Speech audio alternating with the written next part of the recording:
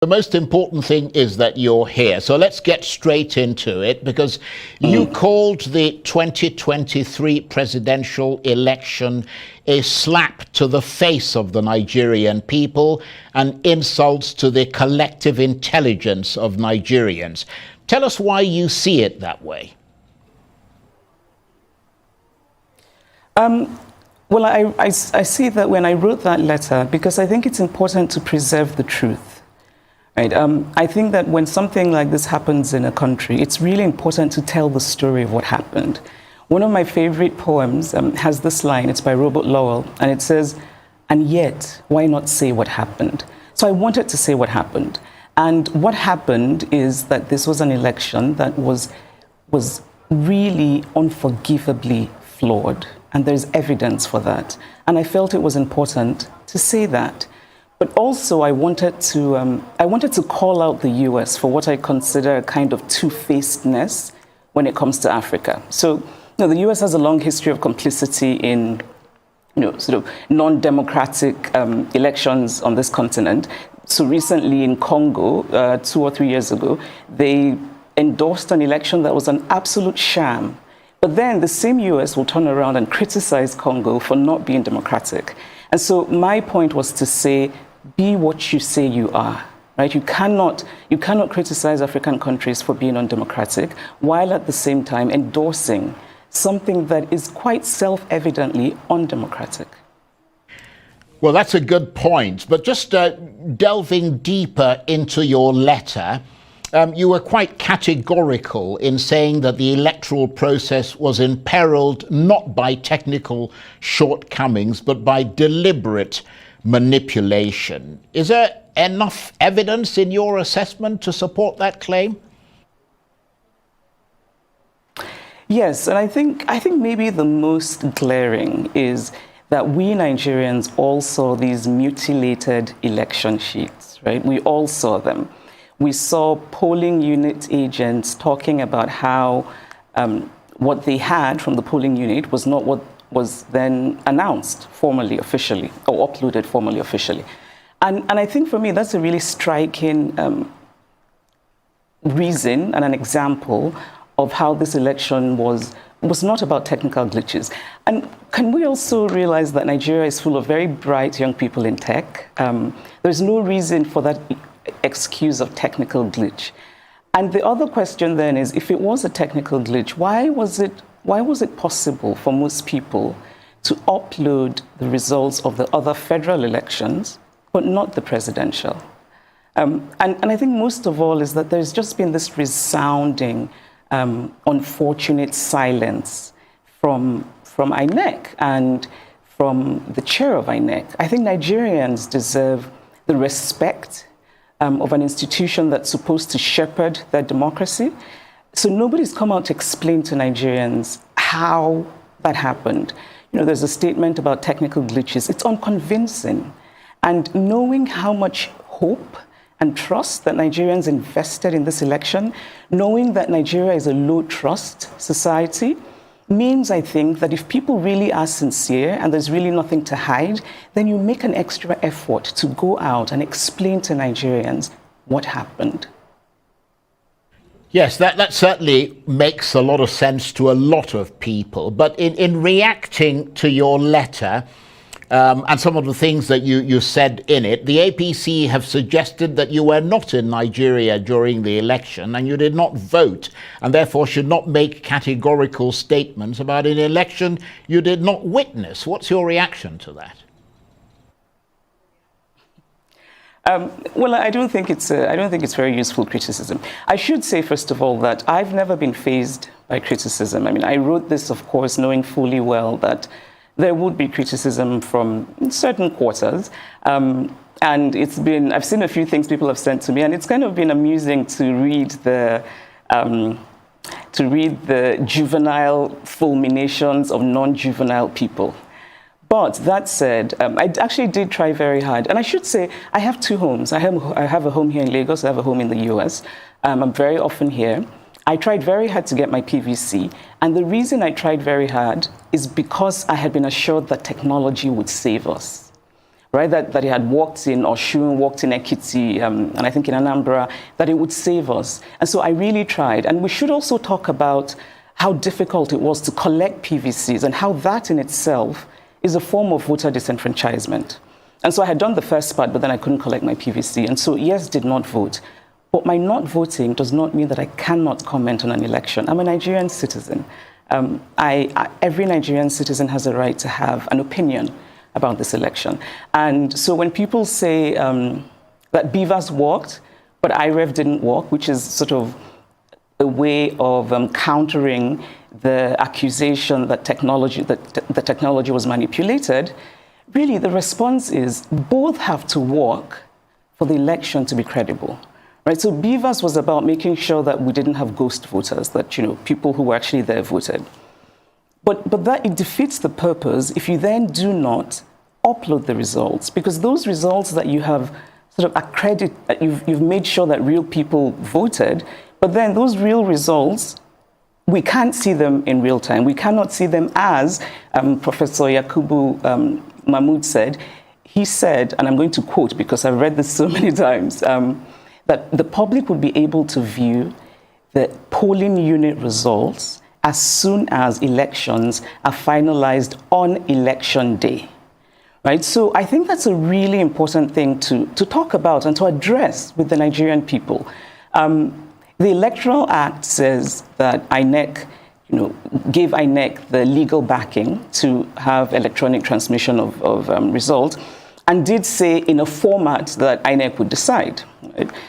And we know that format because the chair of INEC told us what the format would be when he said that these results would be uploaded at the end of voting from the polling units. And that was not done. And it seems to me strange to sort of deflect from that important issue and talk about how someone, is not in Nigeria and how... those are not the points. The point is what happened? What happened? Well, absolutely. And I suppose that is also the crux, to some extent, of the legal challenges that are ongoing at the moment in court. But in their sort of rather caustic response to that letter that you wrote to Mr. Biden, you mentioned Mahmood Yakubu there. The Tinubu team have suggested that you may face a lawsuit over an allegation contained in your letter that Mr. Tinubu may have compromised the chairman of INEC, Mahmood Yakubu, although you also point out that there is no evidence of the astronomical US dollar amount he is rumored to have received from the president-elect. Are you worried about the possibility of a lawsuit? No, and I'm not worried at all. Again, I think that these are things that try to deflect from what is really important and what is at stake. It would be very useful if people could point out what is untrue in the letter. Right, so I think it's important, we talk about, we all know these stories of people who complained about, how we voted at the polling unit is not what we're seeing reflected in the results. All of those stories, which, yes, they're anecdotes, but I think they give us useful insight into what happened in that election. In a way, it becomes a kind of, all of those anecdotes together become a kind of tidal wave of truth-telling. And I think that the rumors surrounding this election are part of the story of this election. If you leave a gap in information, people will try to fill that gap. It's how human minds work. And again, like I said, our country is such a low-trust society. And we're so desperate to believe in something. And then we believe in this election. It doesn't work out well. And nobody gives us a convincing reason. So, of course, people are going to rumor about, people being compromised. Also, our political landscape is steeped in people being compromised. So I'm not worried about that. I think that any fair-minded person in this country who's honest will acknowledge that these rumors are circulating. I said very clearly there is no evidence for them, but I do think it's important to say in the story of this election that many people are starting to think that what explains what happened is this compromising.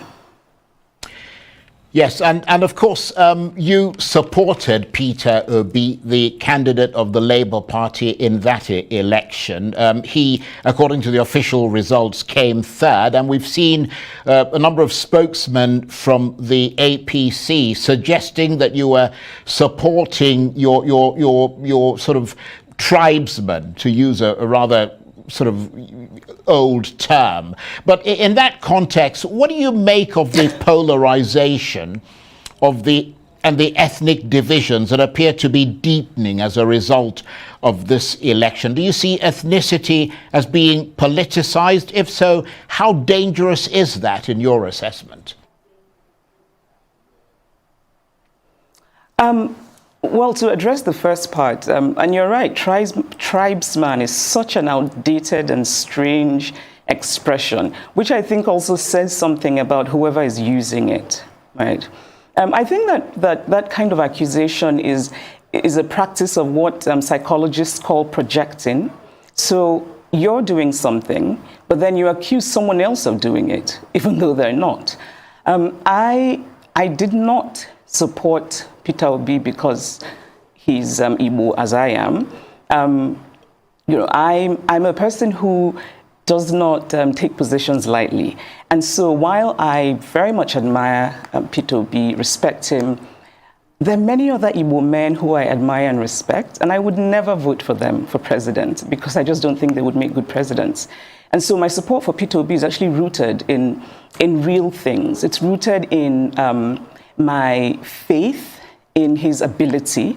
And actually, I got to know him, I got to know Peter Obi years ago when he came to pay homage to my parents, because he had heard that my father was the first professor of statistics in Nigeria and that my mother had retired as the first female registrar of the University of Nigeria. And so this man just sort of arrived and said he wanted to pay homage. And I was very impressed by that because it showed me how much he values education. And then he becomes governor of Anambra State, and he takes Anambra State to #1 in education. And I remember being very impressed by the story of how he had given his personal phone number to all of the senior prefects in secondary schools in Anambra, which I think also showed me that he's interested in what ordinary people think, right? You don't just want to hear from the administrators, you want to hear from the students about what's really happening. And his focus on insecurity, he really tackled kidnapping in Anambra. And I also remember that he really sort of clashed with the Anambra elite when he was tackling insecurity and kidnapping. And that showed me that he's quite decisive. He even has a bit of a stubborn streak. He's very focused on things. And so that's really why I support him. So this idea of sort of ethnicity is just really, again, I think it's a way of deflecting. Let's focus on what really matters. It's unfortunate that, and can I just say that I think that it's only one part of the political spectrum that is politicizing ethnicity. And I think it's very unfortunate. I don't think most people in Nigeria really care about ethnicity as much as they care about having a country that works. We want good leadership. We want the hospitals and the schools and the roads to be good. And and that affects everyone. Igbo, Yoruba, Ijo, it affects everyone. Yes, again, people would agree with that assessment from you. But I wonder if I might change direction slightly and get your thoughts on the Nobel laureate Wole Soyinka's assertion on Arise News about reactions to the election results by the Labour Party's vice presidential candidate, Yusuf Datti Baba Ahmed. Comments which Professor Soyinka described as fascistic. I mean, do you see that as part of the demonization of Mr. Obi and his running mate, as some have suggested, or do you agree that Datti Baba Ahmed went, or rather overstepped the bounds, and Professor Soyinka was in that regard justified to call him to order? I mean, I know you hold, or at least you have held, Mr. Soyinka in high esteem. I still do. I have a lot of love for Professor Soyinka. I admire him. I respect him as a thinker, as a writer. I think everyone should read The Man Died. and Ake, his memoir, is beautiful, right? But at the same time, I disagree very strongly with him about this particular issue.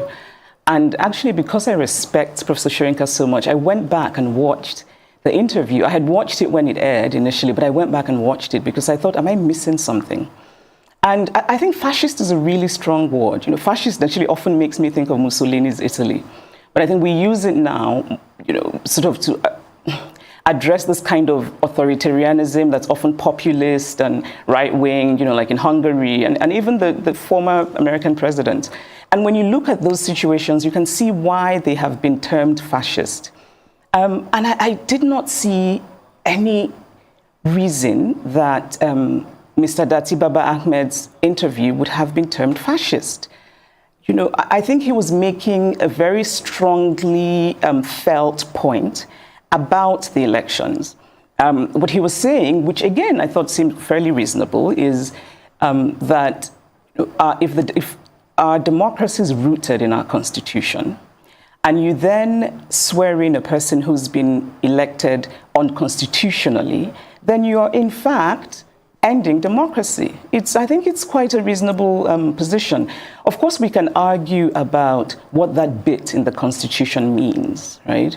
And I'm actually grateful for this whole election period because it's made me read things I probably never would have, such as the Nigerian Constitution, and also made me have quite a few suggestions for editing. But anyway, I think now we're talking about what does "and" mean. Right. So Mr. Dati Baba Ahmed is saying that it's, you know, 2/3 and the FCT, and that's separate. And it's a reasonable argument. You know, "and" is a conjunction. We use it in that context often to mean plural. Right. So we say Aisha and Yemi are coming. And we don't say Aisha and Yemi is coming. That's because they're two separate things, two separate entities. And of course, the court will interpret, but I don't think it's unreasonable for educated Nigerians who can read and who know what the word "and" means to make their own interpretations and to argue it. And of course, the fact that the Labour Party is in court means that they do not believe that this election is constitutional. And so I just didn't quite see why it would be termed fascist. I mean, I think a charitable way of reading Professor Soyinka's comment is that Professor Soyinka himself, I think it's fair to say that he is not given to restraint in language in general. And so maybe that's where that word fascist came from. However, I have suggestions for what we could use fascist for. We could use fascist for INEC. Because as it is right now, many Nigerians feel deeply cheated by INEC, deeply disenfranchised by INEC. And there's an authoritarianism, which obviously is the basis of fascism, at the center of manipulating an election. Because what you're doing is you're gagging people, you're forcibly taking away their voice. That is fascist. Fascist is all of the violence that happened during the elections. Fascist is the way that some people remain silent about that violence. Fascist is a government that hasn't come out to address the very tangible and palpable discontent in this country. You know, I think that, and when I say that we can use fascist for INEC, what I mean is the fact that, you know, so many of us, including myself, are convinced that this was not in any way technological glitch. I think that Professor Yakubu had an opportunity for heroism, and I think he wasted it spectacularly. The most